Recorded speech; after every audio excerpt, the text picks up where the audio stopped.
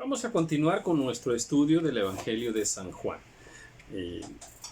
Nos quedamos en el capítulo 10, el versículo 21. Voy a leer el versículo 22 y espero que seas bendecido. Celebrábase en Jerusalén la fiesta de la dedicación. Era invierno y Jesús andaba en el templo por el pórtico de Salomón. Y le rodearon los judíos y le dijeron: ¿Hasta cuándo nos turbarás el alma? Si tú eres el Cristo, dínoslo abiertamente. Jesús les respondió: Os lo he dicho, y no creéis. Las obras que yo hago en nombre de mi Padre, ellas dan testimonio de mí. Pero vosotros no creéis porque no sois de mis ovejas, como os he dicho. Mis ovejas oyen mi voz, y yo las conozco y me siguen. Mire, este versículo de mis ovejas oyen mi voz, ¿verdad? Y yo las conozco y me siguen, nos enseña mucho entre lo que es la relación entre pastores y ovejas. Aquí dice, por ejemplo, mis ovejas oyen mi voz. O sea, que si un pastor tiene ahí algunos discípulos, pero alguno de ellos no lo sigue, ¿verdad? Y él no lo sigue, aplica muchas cosas, ¿verdad? Pero eso quiere decir que que ese pastor es pastor de esa oveja. No. ¿Por qué? Porque una señal de cuáles son mis ovejas es que mis ovejas oyen mi voz y me siguen. Ahora, hay otra enseñanza ahora en la otra perspectiva. Dice, y yo las conozco. Esto significa que la relación entre pastor y oveja tiene que darse de una manera cercana, estrecha, de tal forma que el pastor llega también a conocer a sus ovejas. Esto habla de un diálogo, de una relación un poquito más íntima, ¿verdad?, entre pastor y oveja, donde hay esa confianza, una confianza basada en el temor de Dios y en el orden y autoridad que Dios ha establecido. Entonces, hay que ser buen pastor y hay que ser buena oveja. Muy bien. Versículo 28. Y yo les doy vida eterna, y no perecerán jamás, ni nadie las arrebatará de mi mano. Mi Padre que me las dio es mayor que todos, y nadie las puede arrebatar de la mano de mi Padre. Qué seguridad nos da este versículo, ¿eh? Nadie nos puede arrebatar de la mano del Señor. Gloria a Dios. Yo y el Padre, uno somos. Bien, muchas escrituras nos hablan de que Cristo y el Padre, Dios Padre y Dios Hijo son el mismo, ¿eh? Tengo un estudio por ahí acerca de la Trinidad, se llama Aprende a defender la Trinidad, y en ella muestra una relación perfecta entre Padre, Hijo y Espíritu Santo, donde la Escritura nos confirma que son el mismo. Mi Padre que me las dio, dice el 29, bueno, ya lo leí, voy al 31.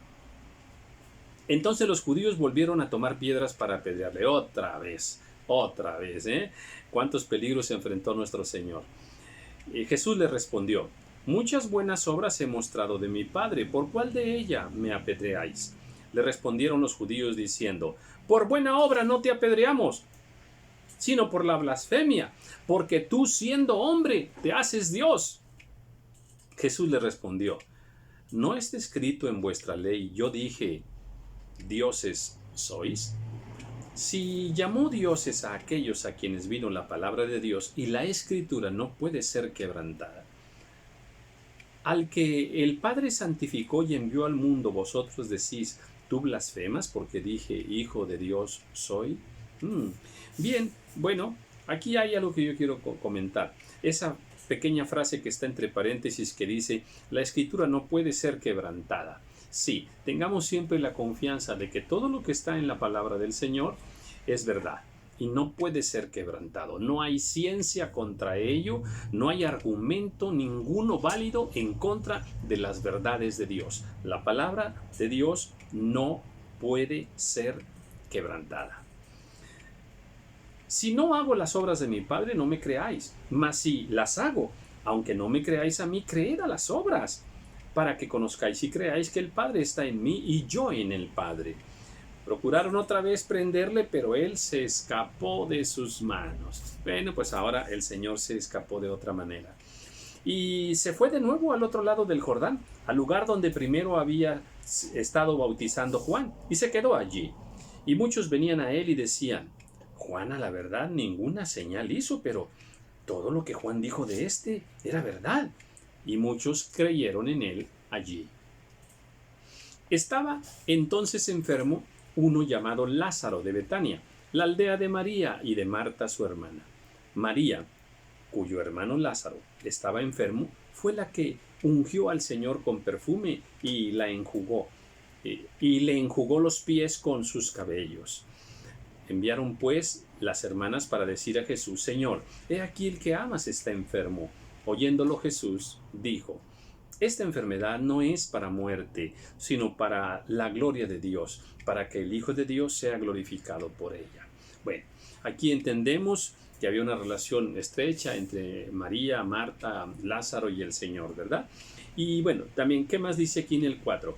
Esta enfermedad no es para muerte. Otra vez, esta enfermedad no es para muerte. Ok, tradúzcase también de otra manera, ¿verdad? Que sí hay enfermedad que es para muerte. De hecho, hay otras escrituras donde dice: y el rey tal enfermó de muerte. ¿Ok? Entonces hay enfermedad que es para muerte, hay enfermedad que no es para muerte. Cuando la enfermedad es para muerte, ya ni aunque ayunemos, ni aunque oremos, el tiempo se cumplió y tiene que morir la persona, ¿verdad? Pero en este caso dice: esta enfermedad no es para muerte. El propósito de Dios aquí era otro. Y amaba Jesús a Marta, a su hermana y a Lázaro. Cuando oyó pues que estaba enfermo, se quedó 2 días más en el lugar donde estaba. A ver, le pidieron que fuera y no fue a orar. Al menos en ese momento, no. Cuando se quedó 2 días más en el lugar donde estaba. Luego, después de esto, dijo a los discípulos: vamos a Judea otra vez. Le dijeron los discípulos: Rabí, ahora procuraban los judíos apedrearte y otra vez vas allá. Bueno, pues ya era el tiempo, ahora sí tenía que ir. Respondió Jesús: ¿no tiene el día 12 horas? Y el que anda de día no tropieza, porque ve la luz de este mundo. Pero el que anda de noche tropieza, porque no hay luz en él. Bueno, esto lo podemos aplicar espiritualmente y también en lo natural. No andemos de noche. No hay que andar en la noche. El que anda en la noche tropieza. Bien, más adelante lo podrás entender todavía mucho más claro en los estudios que estoy subiendo sobre el ADN de todo el universo, el ADN espiritual de todas las cosas. Ahí hablo acerca de la luz, de la sombra, del día, del sol, de la luna, de todo ello. Bien, voy a continuar. Dicho esto, les dijo después: nuestro amigo Lázaro duerme, mas yo voy para despertarle. Dijeron entonces sus discípulos: Señor, si duerme, sanará. Pero Jesús decía esto de la muerte de Lázaro, y ellos pensaron que hablaba del reposar del sueño. Entonces Jesús les dijo claramente: Lázaro ha muerto, y me alegro por vosotros de no haber estado allí, para que creáis más. Vamos a él. Entonces, dijo entonces Tomás, llamado Dídimo, a sus condiscípulos: vamos también nosotros, para que muramos con él. Bueno, él lo está hablando en lo natural, ¿verdad? Diciendo: vamos, porque si lo van a matar a él, que nos maten también a nosotros, ¿verdad? Bueno, él lo decía en lo natural. Vino pues Jesús y halló que hacía ya 4 días que Lázaro estaba en el sepulcro. Betania estaba cerca de Jerusalén como a 15 estadios, y muchos de los judíos habían venido a Marta y a María para consolarlas por su hermano. Entonces Marta, cuando oyó que Jesús venía, salió a encontrarle, pero María se quedó en casa. Y Marta dijo a Jesús: Señor, si hubieses estado aquí, mi hermano no habría muerto. Mas también sé ahora que todo lo que pidas a Dios, Dios te lo dará. Jesús le dijo: tu hermano resucitará. Marta le dijo: yo sé que resucitará en la resurrección, en el día postrero. Le dijo Jesús: yo soy la resurrección y la vida. El que cree en mí, aunque esté muerto, vivirá. Maravilloso, maravilloso, qué palabra. Cuánta vida, cuánta verdad, cuánto poder hay en estas palabras. Y todo aquel que vive y cree en mí no morirá eternamente. Gózate, hermano, porque tú vives y crees en él. Hermana, gócese, alabado sea el Señor. ¿Crees esto? Le dijo: sí, Señor, yo he creído que tú eres el Cristo, el Hijo de Dios que has venido al mundo. Habiendo dicho esto, fue y llamó a María, su hermana, diciéndole en secreto: el maestro está aquí y te llama. Ella, cuando lo oyó, se levantó deprisa y vino a él. Jesús todavía no había entrado en la aldea, sino que estaba en el lugar donde Marta le había encontrado. Entonces los judíos que estaban en casa con ella y la consolaban, cuando vieron que María se había levantado deprisa y había salido, la siguieron diciendo: va al sepulcro a llorar ahí. María, cuando llegó a donde estaba Jesús, al verle, se postró a sus pies diciéndole: Señor, si hubieras estado aquí no habría muerto mi hermano. Qué tremendo, qué momento, ¿verdad? Imagine toda la escena. Hay una persona ahí muerta, hay dolor, llega el Señor. Qué momento, qué expectación tan grande. Entonces, Jesús al verla llorando, y a los judíos que la acompañaban también llorando, se estremeció en espíritu y se conmovió. ¡Qué glorioso! Por eso hablo de la conmoción espiritual que nos da este momento. Y lo volvemos a leer y parece que lo volvemos a vivir. Y ya sabemos el final. Sabemos todo lo que se van a decir porque lo hemos leído muchas veces, pero seguimos siendo impactados y seguiremos siendo impactados por una sencilla razón. La palabra de Dios es vida, es poder. Dice, y dijo: ¿dónde le pusisteis? Y le dijeron: Señor, ven y ve. Jesús lloró. Bueno, aquí hay que detenerse. Jesús lloró. Esa parte bella, esa parte donde nos muestra sus sentimientos, donde nos muestra su consolación, donde nos muestra su humanidad, donde nos muestra su gran amor. ¡Qué momento! Jesús lloró. Así es de que, amados hermanos y hermanas, muchas veces nosotros también lloraremos en el camino de nuestra vida. ¿Por qué? Porque es parte de los sentimientos, de las emociones, del manifestar del amor que Dios ha puesto en nosotros, y más si tenemos el amor de Dios en nuestros corazones. Dijeron entonces los judíos: mirad cómo le amaba. Y algunos de ellos dijeron: ¿no podía este que abrió los ojos al ciego haber hecho que también Lázaro no muriera? Ahí están, esos que siempre están ahí picando, esos que siempre están ahí dudando, que siempre están metiendo cizaña, ¿verdad? Bueno, pues esos también existen hoy, ¿eh? A veces son familiares nuestros, compañeros, vecinos, siempre nos están hostigando. Pero bueno, reaccionemos espiritualmente. Bien, Jesús, profundamente conmovido, otra vez vino al sepulcro. Era una cueva y tenía una piedra puesta encima. Dijo Jesús: quitad la piedra. Marta, la hermana del que había muerto, le dijo: Señor, hiede ya, porque es de 4 días. Jesús le dijo: no te he dicho. Otra palabra tan bella, tan poderosa que cuánta fortaleza nos da. Es más, te la voy a decir y vívela. Vívela, por favor, vívela. No te he dicho que si crees, verás la gloria de Dios. ¡Ja! ¡Santo! ¡Santo! ¡Qué maravilloso! ¡Qué palabra tan bella! Y a mí también me impacta la otra frase que dijo el Señor antes: quitad la piedra. ¡Ja! Esa piedra dura, esa piedra de nuestro corazón, esa piedra que a veces impide que veamos la gloria de Dios, por eso dice: quitad la piedra. Tremendo. Entonces quitaron la piedra de donde había sido puesto el muerto, y Jesús, alzando los ojos a lo alto, dijo: Padre, gracias te doy por haberme oído. Yo sabía que siempre me oyes, pero lo dije por causa de la multitud que está alrededor, para que crean que tú me has enviado. Y habiendo dicho esto, clamó a gran voz: Lázaro, ven fuera. Y el que había muerto salió, atadas las manos y los pies con vendas y el rostro envuelto en un sudario. Jesús les dijo: desatadlo y dejadle ir. Bien, este nacer por segunda vez, ¿verdad?, de Lázaro, porque él ya había nacido una vez, ahora nace por segunda vez, pues nos tipifica también nuestro nacimiento. Quitar la piedra de nuestro corazón, esa es la que hay que quitar. Pero aquí hay más. Ya cuando el Señor ordena con voz de autoridad: Lázaro, ven fuera, ¿verdad? Y así como él estaba inmundo, nosotros estábamos inmundos. El Señor nos limpió de toda esa inmundicia. Y luego aquí también, cuando él sale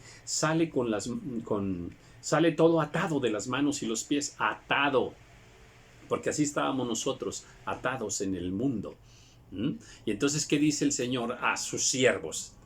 Desatadlo. Por eso es que tenemos que recibir un discipulado. Por eso es que tenemos que recibir cuidados espirituales cuando somos bebés espirituales. Entonces, ¿qué le dice? Desatadlo. ¿A quién le dice? A los siervos. Entonces, todo recién convertido que viene del mundo a la iglesia, que viene al nuevo nacimiento en Cristo Jesús, necesita ser desatado de todas las cosas que lo ataban en el mundo. Desatadlo, ¿verdad? Y dejarle ir. Maravilloso, ¿eh? Bien, entonces muchos de los judíos que habían venido para acompañar a María y vieron lo que hizo Jesús, creyeron en él. Pero algunos de ellos fueron a los fariseos, los chismosos, y les dijeron lo que Jesús había hecho. Entonces los principales sacerdotes y los fariseos reunieron el concilio y dijeron: ¿qué haremos? Porque este hombre hace muchas señales. Si le dejamos así, todos creerán en él, y vendrán los romanos y destruirán nuestro lugar santo y nuestra nación. Entonces Caifás, uno de ellos, sumo sacerdote aquel año, les dijo: vosotros no sabéis nada, ni pensáis que nos conviene que un hombre muera por el pueblo y no que toda la nación perezca. O sea, ya estaban urdiendo un plan. Esto no lo dijo por sí mismo, sino que, como era el sumo sacerdote aquel año, profetizó que Jesús había de morir por la nación. Y no solamente por la nación, sino también para congregar en uno a los hijos de Dios que estaban dispersos. Plan de Dios perfecto en todo, ¿eh? Así que desde aquel día acordaron matarle. Por tanto, Jesús ya no andaba abiertamente entre los judíos. Otra vez, ya hay un acuerdo para matarle. ¿Y qué hace el Señor? Ya no anda abiertamente. O sea, ahora sí va a andar, pero escondido, hasta que se cumpla el tiempo señalado por su Padre. Dice, ya no andaba abiertamente, sino que se alejó de ellos a la región contigua al desierto, a una ciudad llamada Efraín, y se quedó allí con sus discípulos. Y estaba cerca la Pascua de los judíos, y muchos subieron de aquella región a Jerusalén antes de la Pascua para purificarse. Y buscaban a Jesús, y estando ellos en el templo, se preguntaban unos a otros: ¿qué os parece? ¿No vendrá la fiesta? Y los principales sacerdotes y los fariseos habían dado orden de que si alguno supiese dónde estaba, lo manifestase para que lo prendiesen. Bueno, ellos ya están listos, ¿eh? Quieren sorprender a Dios, pero bueno, Dios nunca va a ser sorprendido.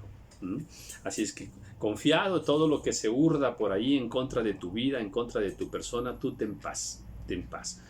No va a pasar en tu vida nada más lo que el Señor tenga, establecido que vaya a ocurrir en tu vida. Él es tu escudo y es tu protector. Bueno, muy bien. Luego dice: 6 días antes de la Pascua vino Jesús a Betania, donde estaba Lázaro, el que había estado muerto, y a quien había resucitado de los muertos. Y le hicieron una cena. Marta servía y Lázaro era uno de los que estaban sentados a la mesa con él. ¡Qué maravilla, eh! ¡Qué momento! ¿Te imaginas estar sentado a la mesa con el Señor Jesús? Qué momento tan glorioso, ¿verdad? Bueno, ese momento lo viviremos en las bodas del Cordero. Alabado sea el Señor. Entonces María tomó una libra de perfume de nardo puro, de mucho precio, y ungió los pies de Jesús, y los ungió con sus cabellos, y la casa se llenó del olor del perfume. Alabado al Señor. Un gesto maravilloso. Y dijo uno de sus discípulos, Judas Iscariote, hijo de Simón, el que le había de entregar: ¿por qué no fue este perfume vendido por 300 denarios y dado a los pobres? Pero dijo esto no porque se cuidara de los pobres, sino porque era ladrón, y teniendo la bolsa, pues sustraía de lo que se echaba en ella. Esa frase fue con engaño de corazón. Entonces Jesús dijo: déjala, para el día de mi sepultura ha guardado esto. Porque a los pobres siempre los tendréis con vosotros, mas a mí no siempre me tendréis. Aquí hay una frase profética, ¿eh? A los pobres siempre los tendréis entre vosotros. Sí, nunca va a dejar de haber pobres. Los pobres existen con un plan perfecto del Señor, para que nosotros mostremos amor, misericordia y les sirvamos por el amor del Señor. Bien, gran multitud de los judíos supieron entonces que él estaba allí y vinieron, y no solamente por causa de Jesús, sino también para ver a Lázaro, a quien había resucitado de los muertos. Pero los principales sacerdotes acordaron dar muerte también a Lázaro, porque a causa de él muchos de los judíos se apartaban y creían en Jesús. A ver, un resucitado causa impacto donde sea, ¿eh? De hecho, yo tuve también la fortuna espiritual de convivir con un resucitado. Sí, él estaba muerto, él ya estaba en la caja, un varón de Dios, porque, bueno, en el momento no era varón de Dios, ¿verdad? Pero después ya se convirtió en un varón del Señor. Él fue resucitado en Linares, Nuevo León, aquí en el estado de Nuevo León, en Monterrey. Bueno, a ver, otra vez, en Linares, Nuevo León, en México, en nuestro país, México. Hermano, el hermano Parrita, ¿verdad? Precioso hermano. Después su testimonio fue de mucha bendición. De hecho, el testimonio mismo de cómo el Señor lo resucitó es impactante, ¿eh? Es impactante. Y bueno, y él siguió sirviendo al Señor muchos años después. Ya partió con el Señor. Muy bien. Luego dice, el siguiente día, grandes multitudes que habían venido a la fiesta, al oír que Jesús venía a Jerusalén, tomaron ramas de palmera y salieron a recibirle y clamaban, Hosana, bendito el que viene en el nombre del Señor, el Rey de Israel. Y halló Jesús un asnillo y montó sobre él, como está escrito, no temas, hija de Sión, he aquí tu rey viene montado sobre un pollino de asna. Eso lo dice en Zacarías. Estas cosas no las entendieron sus discípulos al principio, pero cuando Jesús fue glorificado, entonces se acordaron de que estas cosas estaban escritas acerca de él y de que se las habían hecho. Y daba testimonio la gente que estaba con él cuando llamó a Lázaro del sepulcro y le resucitó de los muertos, por lo cual también había venido la gente a recibirle porque había oído que él había hecho esta señal. Pero los fariseos dijeron entre sí, ya veis que no conseguís nada, mirad, el mundo se va tras él. Bueno, el mundo de los fariseos, el mundo de los que conocían la ley, eran los que tenían la autoridad espiritual y pues lamentablemente no la vivían como Dios quería que lo hicieran, ¿verdad? Bien, muy bien. Había ciertos griegos entre los que habían subido a adorar en la fiesta. Estos pues se acercaron a Felipe, que era de Betsaida de Galilea, y le rogaron diciendo, Señor, quisiéramos ver a Jesús. Felipe fue, se lo dijo a Andrés, entonces Andrés y Felipe se lo dijeron a Jesús. Jesús le respondió diciendo, ha llegado la hora para que el Hijo del Hombre sea glorificado. De cierto os digo que si el grano de trigo no cae en tierra y muere, queda solo, pero si muere, lleva mucho fruto. Alabado el Señor. Qué palabra tan bella, ¿eh? Si el grano de trigo, o sea, nosotros, dice, si no caemos en tierra y morimos, o sea, si no morimos a este mundo, entonces vamos a quedar solos, sin fruto, ¿verdad? El perfecto plan de Dios es que al venir a Cristo Jesús nosotros muramos a los deseos carnales, muramos a la carne, muramos a este mundo. Y entonces, dice, pues entonces el que muere, ¿verdad? Entonces va a llevar mucho fruto. Dice, si el grano de trigo no cae en tierra y muere, queda solo, pero si muere, lleva mucho fruto. Así es que a morir para... realmente la vida está en morir. O sea, morimos y tenemos vida. Así como el Señor Jesús murió y por ello nos dio la vida. El que ama su vida, la perderá. El que aborrece su vida en este mundo, para vida eterna la guardará. Si alguno me sirve, sígame. Y donde yo estuviere, allí también estará mi servidor. Si alguno me sirviere, mi Padre le honrará. Ahora está turbada mi alma. ¿Y qué diré? Padre, sálvame de esta hora. Mas para esto he llegado a esta hora. O sea, ahí vemos ya digámoslo así, una preocupación ya en el Señor. Sabía que se venían los tiempos. Vemos ahí esa parte, también la parte humana del Señor. Padre, glorifica tu nombre. Entonces vino una voz del cielo. Lo he glorificado y lo glorificaré otra vez. Y la multitud que estaba allí había oído la voz. Decía que había sido un trueno. Otros decían, un ángel le ha hablado. Respondió Jesús y dijo, no ha venido esta voz por causa mía, sino por causa de vosotros. Sí, la voz de trueno es la voz del Señor. De hecho, La Escritura nos enseña que los truenos cuando está lloviendo es la indignación del Señor, es la voz del Señor. Eso está por allá en el libro de Job.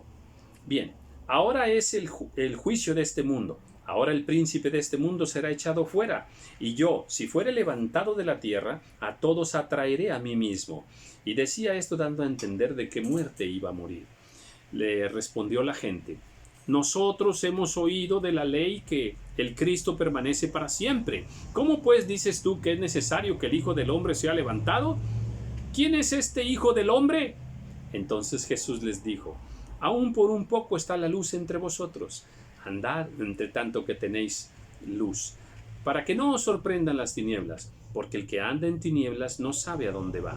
Entre tanto que tenéis la luz, creed en la luz, para que seáis hijos de luz. Todo lo que es de tinieblas no es de Dios, y todo lo que concierne a la luz es de Dios. Aplícalo en lo natural y en lo espiritual. Estas cosas habló Jesús, y se fue y se ocultó de ellos. Pero a pesar de que había hecho tantas señales delante de ellos, no creían en él, para que se cumpliese la palabra del profeta Isaías, que dijo: Señor, ¿quién ha creído a nuestro anuncio? ¿Y a quién se ha revelado el brazo del Señor?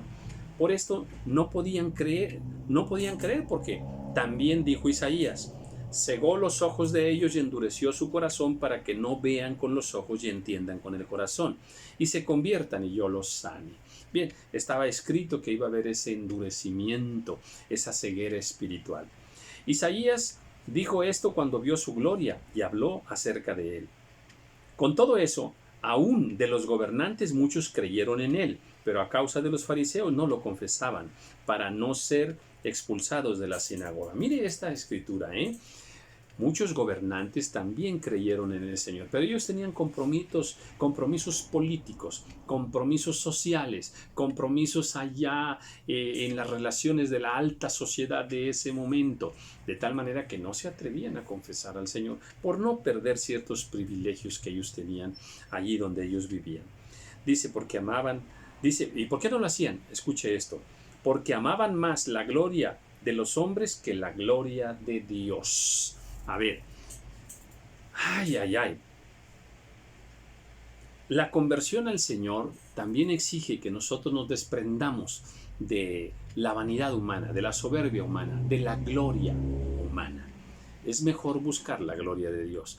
Muchas personas tienen ídolos en el mundo, deportistas, artistas, en fin, y los ven en alguna parte, inmediatamente les piden el autógrafo, inmediatamente quieren tomarse una foto con ellos. Déjeme explicárselo en lo espiritual. Como esa persona es una persona que brilla, es una persona famosa, tiene gloria, el hecho de que yo me acerque a él, me tome una foto con él, tenga algo de él, una prenda de él, ¿verdad? Platique con él o con ella, como que nos pega cierta gloria. O sea, andamos buscando la gloria humana. Eso es no entender el propósito de Dios. En lo personal yo también lo hice. Alguna vez hay un artista muy famoso, famosísimo, el más famoso en este tiempo de nuestro país, que yo también en su momento estaba en un aeropuerto y él estaba atrás de mí. Y entonces dije: ¿quién es? ¿Quién es? Volteé para atrás. Dije... Y en ese momento le pedí yo un autógrafo para mi esposa. Y bueno, también me pasó, yo andaba un poquito en la vida artística, y alguna vez tuve una actuación artística que le gustó mucho a una persona nominada al Oscar. La primera mujer mexicana nominada al Oscar. Y ella estaba allí, terminé mi actuación, me retiré, y ya iba yo allá a cuadras de ese estadio cuando me llamaron que quería saludarme y felicitarme. Bueno, pues en ese momento, pues para mí eso era pues muy apreciado. Bien, ahora solo es un grato recuerdo, ¿verdad?, de una experiencia vivida, pero lo que ahora buscamos es la gloria de Dios. No busquemos pues la gloria de los hombres.